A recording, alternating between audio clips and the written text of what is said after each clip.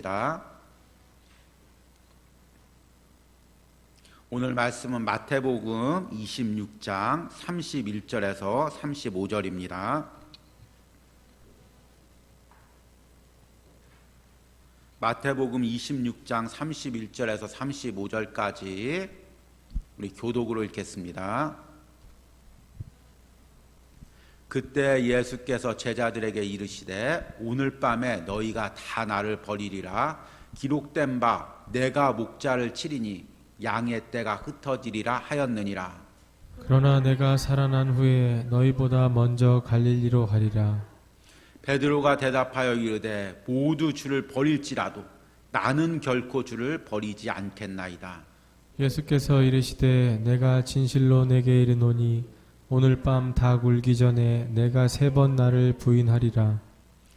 같이 읽습니다. 베드로가 이르되 내가 주와 함께 죽을지언정 주를 부인하지 않겠나이다 하고 모든 제자도 그와 같이 말하니라. 아멘.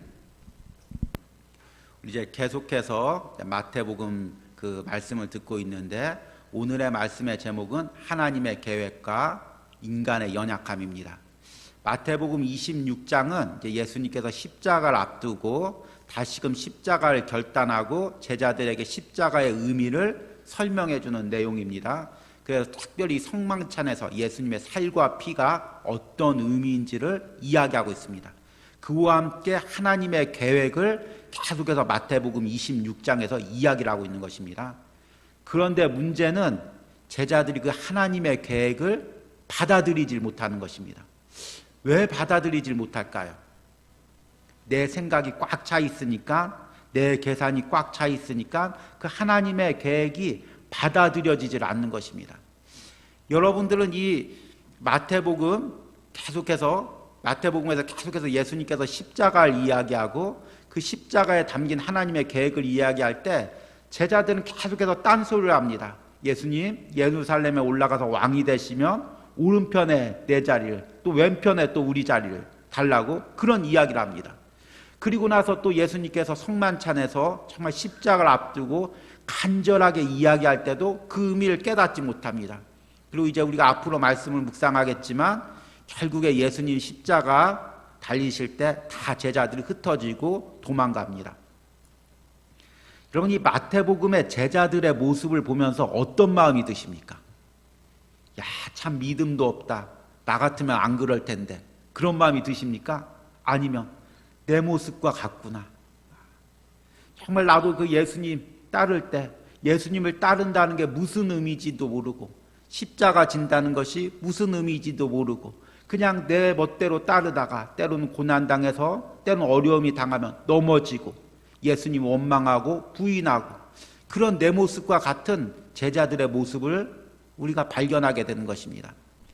그럼에도 놀라운 것은 그런 제자들 예수님께서 품어주시고 세워주시고 못 알아들으면 또 이야기해 주시고 못 알아들으면 또 이야기해 주시고 나중에 보면 부활하셔서 갈릴리까지 찾아가시고 그런 예수님의 사랑을 우리가 이 마태복음을 통해서 만나게 되는 것입니다.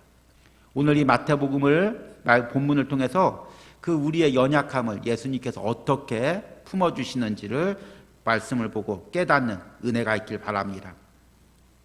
오늘 말씀해 보니까 예수님께서 이제 최후의 만찬석상에서 너희 중에 하나가 나를 팔리라 충격적인 말씀을 하시고 그리고 나서 이제 제자들을 데리고 또 충격적인 말씀을 하십니다. 31절에 보니까 그때 예수께서 제자들에게 이르시되 오늘 밤에 너희가 나를 다 버리리라.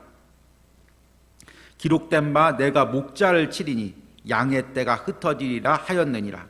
그러나 내가 살아난 후에 너희보다 먼저 갈릴리로 가리라. 아멘. 오늘 이 31절과 32절에 예수님께서 이제 십자가 앞에서 제자들이 어떤 행동을 할지 예언을 하고 있습니다. 이 예언이 세 부분으로 나누어집니다. 첫 번째 예언의 내용은 뭐냐면 예수님이 잡혀가실 때 제자들이 다 예수님을 버릴 것이라는 의미입니다. 너희가 다 나를 버리리라 이렇게 이야기하고 있습니다. 여기서 근데 사실은 이 마가복음에 보면은 너희라는 단어가 없습니다. 왜냐하면 버리리라는 단어가 이제 2인칭 복수기 때문에 헬라어 문법에 의하면 다 나를 버리리라만 이야기해도 그 너희가라는 의미가 충분히 담겨져 있습니다. 그런데 이 마태복음에 너희가라는 말이 들어간 이유는 무슨 의미냐면 강조용법입니다. 그러니까 이 너희가라는 것에는 이 제자들 12명을 이야기합니다. 너희가 어떤 너희냐? 3년 반 동안 나를 따른 너희가, 3년 반 동안 그 예수님을 따른 너희들이, 그 제자들인 너희들이 결국에는 다 나를 버릴 것이다. 이렇게 이야기하고 있습니다. 이 벌이라는 말이 헬라어로는 사실은 이제 스캔달론이라는 단어인데 걸려 넘어지다는 의미입니다. 걸림돌이라는 이야기죠. 그러니까 십자가의 사건이 제자들에게 걸림돌이 되어서 예수님께 다가오다가 넘어지는 일이 된다는 것입니다. 왜 그렇습니까? 제자들은 예수님을 따를 때 자기 생각에 예수님이 왕이 될 거라고 생각했는데 초라하게 십자가에 못 박히니까 제자들이 그 십자가의 사건을 받아들일 수가 없으니까 그것이 걸림돌이 되어서 넘어진다는 의미입니다. 그러니까 너희가 다 나를 버리리라 라는 의미는 쉽게 풀어서 해석하면 어떤 의미냐면 3년 반 동안 나를 따른 너희가, 스승으로 나를 알고 따랐던 너희가 십자가 앞에서는 결국 다 걸려서 넘어지게 된다. 그 의미인 것입니다. 이게 우리 신앙생활하고 어떻게 이렇게 비슷합니까? 오랫동안 예수님 따르고 하나님 따랐지만 때론 우리도 십자가 앞에, 고난 앞에 그것이 걸림돌이 되어서 넘어질 때가 많이 있습니다.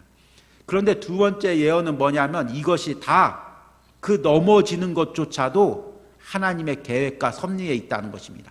내가 넘어지는 게 하나님의 계획과 동떨어져서 넘어지고 인생 끝나고 신앙이 끝나는 것이 아니라 넘어지는 것조차도 하나님의 계획 가운데 있다는 것입니다.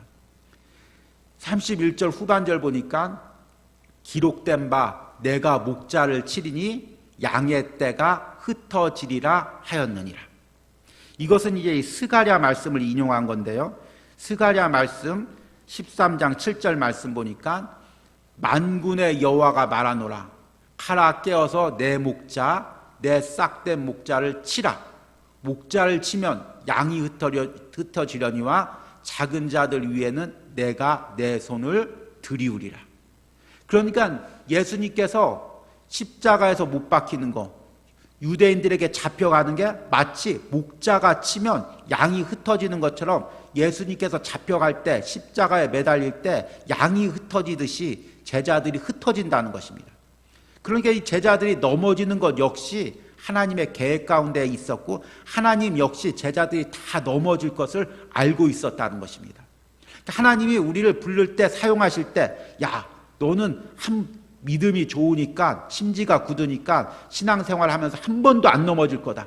그렇게 생각하는 것이 아니라 부르실 때 이미 우리의 연약함을 다 알고, 전영미 목사, 신앙이 든든한 것 같지만 결국 신앙생활 하면서 넘어지고 일어서고 그럴 것이다. 하나님께서 그걸 다 아시고 우리의 연약함을 다 아시면서도 그러면서도 우리를 사용하신다는 것입니다. 세상 사람들은 어떻습니까? 면접할 때 직장에서 튼튼한 사람, 안 넘어질 것 같은 사람, 실수 안 할 것 같은 사람, 완벽할 것 같은 사람, 그런 사람을 사용하지 않습니까? 하나님은 우리를 부를 때 우리가 우리의 연약함을 다 아십니다. 넘어질 걸 다 아십니다. 그럼에도 불구하고 우리를 사용하시고 택하신 것입니다. 그래서 세 번째 예언의 내용이 뭐냐면 32절에 그러나 내가 살아난 후에 너희보다 먼저 갈릴리로 가리라. 너희가 다 나를 버리고 흩어지겠지만 그래도 내가 부활함에 흩어진 너희들을, 넘어진 너희들을 내가 다시금 일으켜 세우러 가겠다.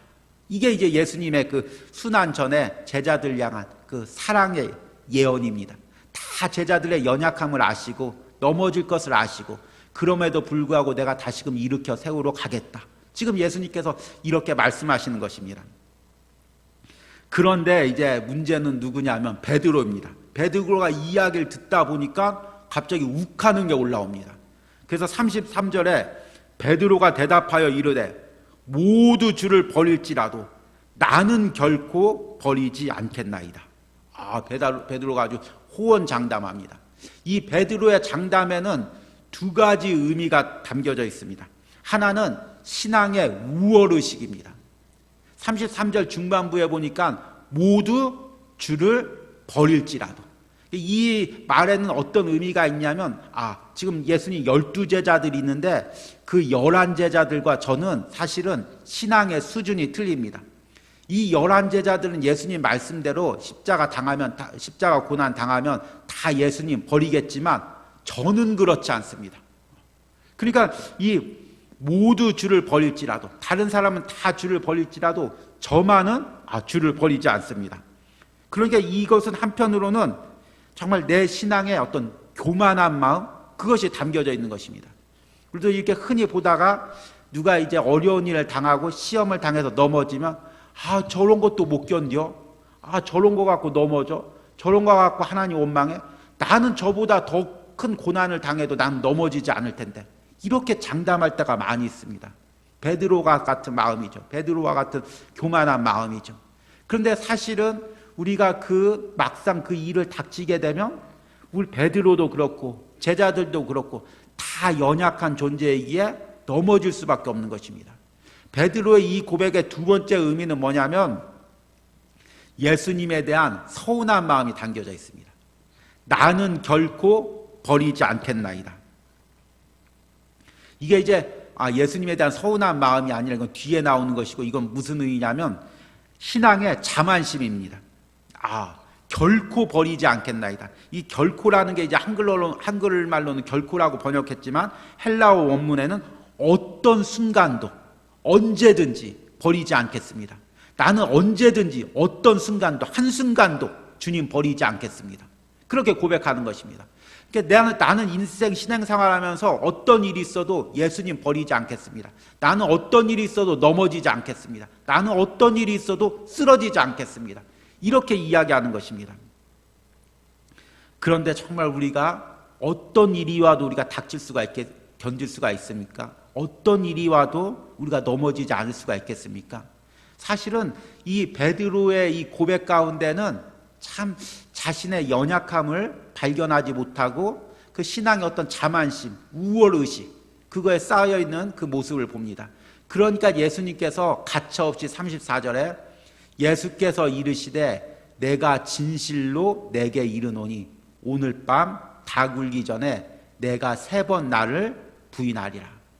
예수님께서 말씀하실 때 네가 그 부인하는 게 먼 훗날 일도 아니고 몇 년 후의 일도 아니고 오늘 밤, 바로 오늘 밤 닭 울기 전에 네가 날 그냥 한 번 그냥 실수로 부인하는 것도 아니고 3번 확실하게 나를 부인하리라. 이렇게 이야기하는 것입니다.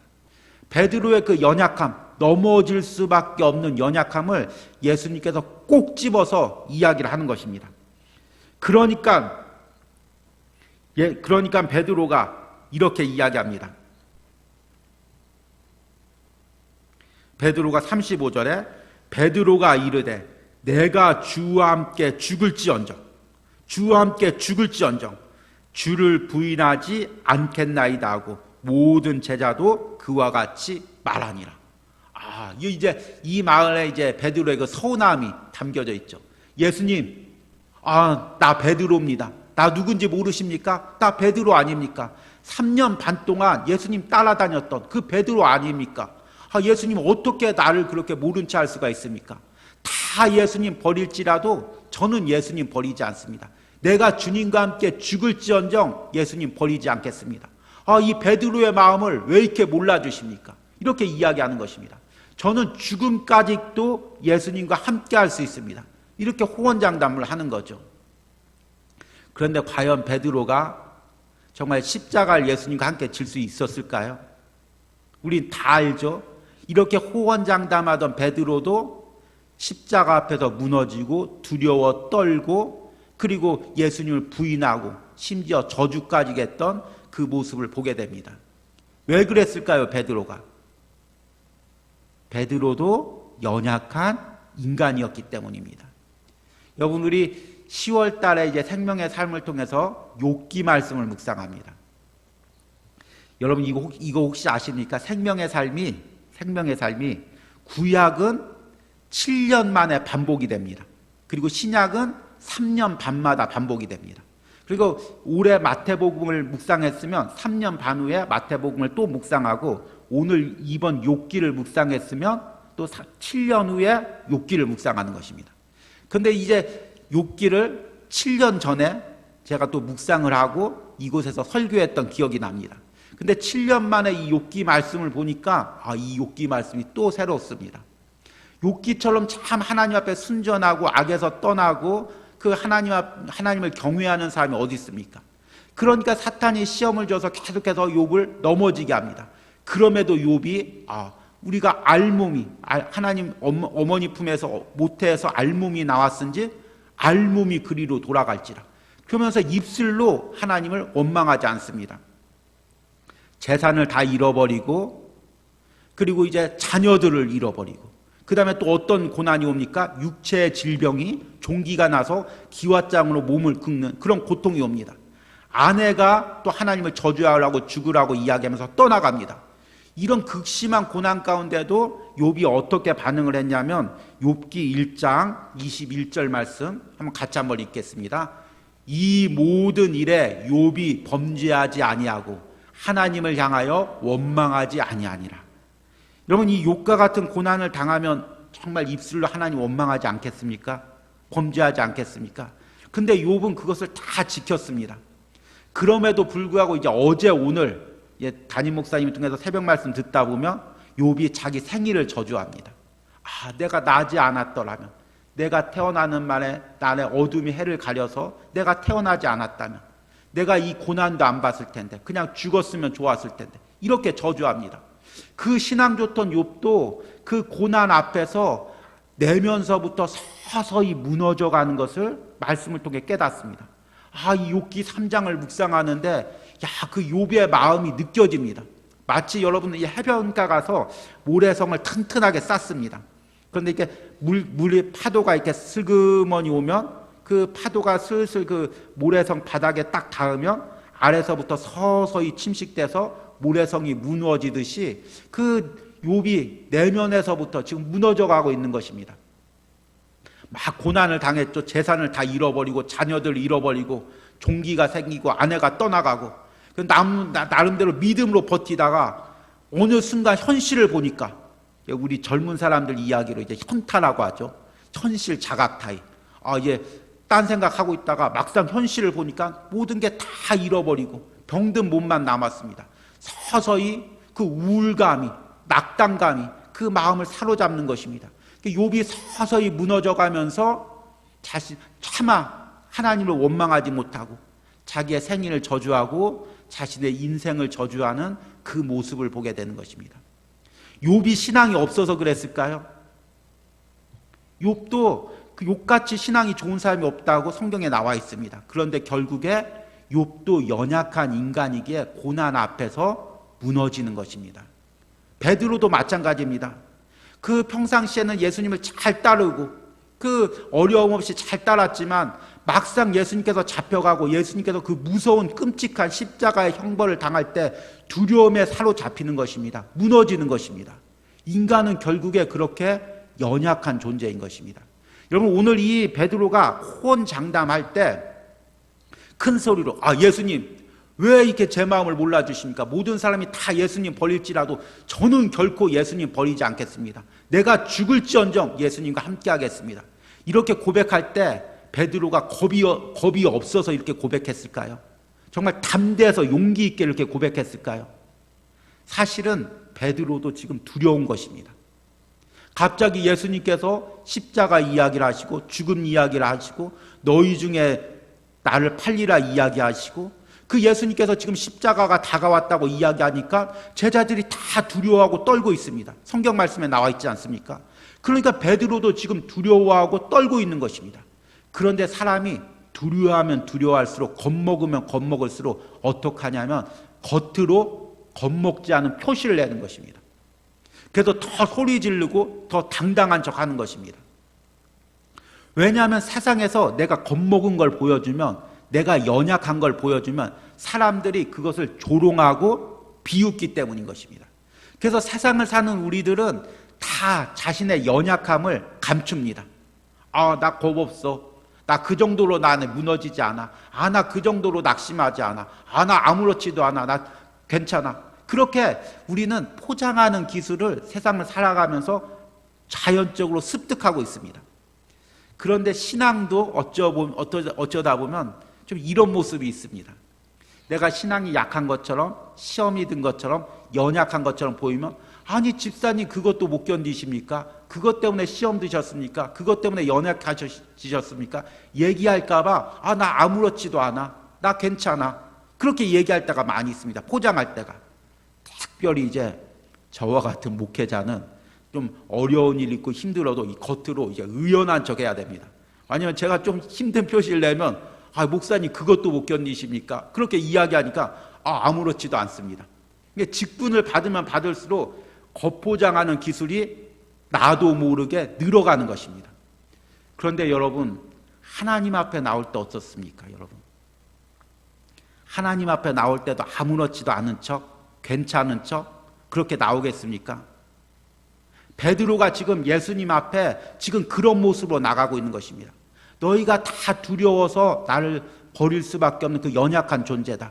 그러니까 베드로가 그 자신 안에 두려움을 예수님께서 딱 찔르니까 아닙니다. 예수님 모두 다 예수님 버릴지라도 나는 예수님 버리지 않습니다. 나는 결코 죽을지언정 예수님 떠나가지 않습니다.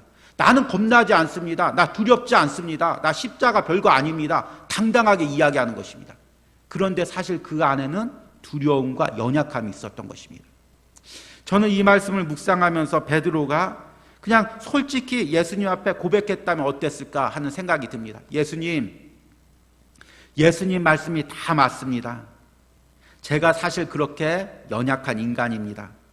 예수님 3년 반 동안이나 예수님 따라다녔지만 지금도 예수님 십자가 진다고 하니까 이해가 되지 않고, 예수님 십자가 진다고 하니까 두렵고, 세상에 나만 홀로 남겨질 것 같아서 너무 무섭습니다. 그러나 주님, 내 연약함을 아시오니 내가 십자가 앞에서 주님 부인하지 않도록 내 연약한 믿음 붙들어 주시옵소서. 나의 연약함을 붙들어 주시고 넘어지지 않게 하여 주시옵소서.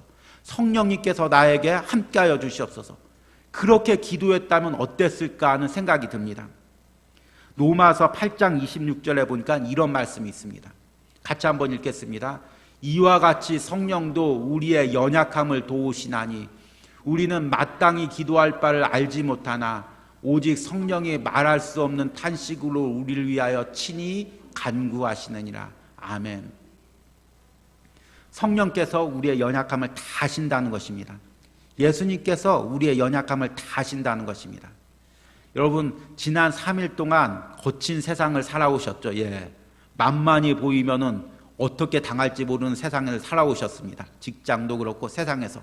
그래서 정말 약하지 않은 척, 아무렇지도 않은 척 그렇게 3일을 잘 버티고 오늘 성전 앞에 나왔습니다.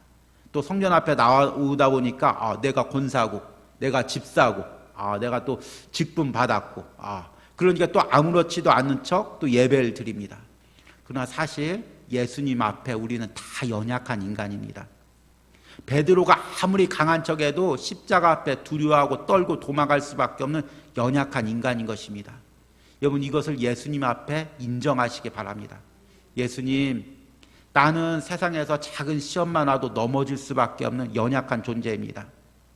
내가 다른 사람한테 집사님 불리고 권사님 불리고, 권사님 신앙이 참 좁습니다. 어떻게 집사님처럼 신앙이 좋을까요? 그렇게 칭찬받지만 다 허울 뿐이고 껍데기 뿐인 것입니다.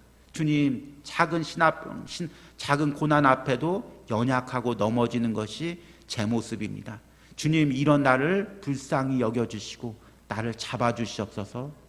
십자가 앞에서 베드로처럼 예수님 부인하지 않도록 내 연약함을 붙들어 주시옵소서. 남은 한 주간도 세상에 살아갈 때 범죄하지 않도록, 쓰러지지 않도록, 넘어지지 않도록 주님 잡아주십시오. 그렇게 기도하는 은혜가 있길 바랍니다. 오늘 이 베드로와 예수님의 대화를 보니까 무슨 생각이 드냐면, 예수님께서 그 베드로의 모든 것을 다 꿰뚫고 알고 있습니다. 베드로가 어떤 생각 가지고 있는지, 그 안에 어떤 두려움 가지고 있는지, 어떤 절망이 있는지, 낙심이 있는지, 근심이 있는지 다 알고 지금 그것을 그대로 다 말하고 있는 것입니다. 너희가 나를 버리리라. 베드로, 너도 나를 버리리라. 결국에 닭이 울기 전에 3번 나를 부인하리라. 네가 그런 연약한 마음이 있다. 지금 네 안에 그런 두려움이 있다. 다 이야기하는 것입니다. 베드로는 그럴수록 계속 포장하면서 아닙니다. 저 그런 사람 아닙니다. 계속해서 포장하는 것입니다. 여러분, 오늘 이 저녁에 기도할 때 예수님 앞에 나의 그 모든 마음들 다 진솔하게 내려놓고 기도하시기 바랍니다.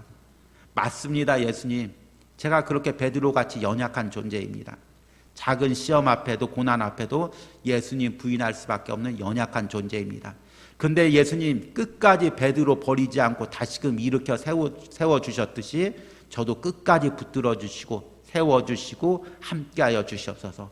이렇게 기도하는 수요일 저녁이 되길 바랍니다. 이와 같이 성령도 우리의 연약함을 도우시나니 우리는 마땅히 기도할 바를 알지 못하나 오직 성령이 말할 수 없는 탄식으로 우리를 위하여 친히 간구하시느니라. 아멘. 하나님, 지금도 우리의 연약함을 위하여 친히 안타까움과 탄식으로 간구하시는 그 성령님의 은혜 앞에 우리가 나갑니다. 주님, 오늘 말씀의 베드로처럼 우리 역시도 예수님이 잡히시던 밤에 십자가 앞에서 예수님을 부인할 수밖에 없는 연약한 심령임을 고백합니다. 그럼에도 그 연약함을 다 예수님께서 아시고 다시금 일으켜 세워주시는 그 베드로를 향한 예수님의 사랑이 우리에게도 있는 줄 믿습니다. 하나님, 오늘도 이 수요일 저녁에 우리의 연약함을 가지고 예수님 앞에 나옵니다. 예수님, 나의 연약함을 아시죠? 예수님, 지난 3일 동안 내가 어떻게 연약했는지 다 아시죠? 예수님, 베드로를 세워주었듯이 다시금 오늘 예배 가운데 기도 가운데 나를 세워주시고 남은 한 주간 내 힘이 아닌, 내 능력이 아닌, 내가 장담하는 그 말이 아닌 하나님의 전적인 사랑으로 살아갈 수 있는 은혜를 허락하여 주시옵소서. 예수님의 이름으로 기도했습니다. 아멘.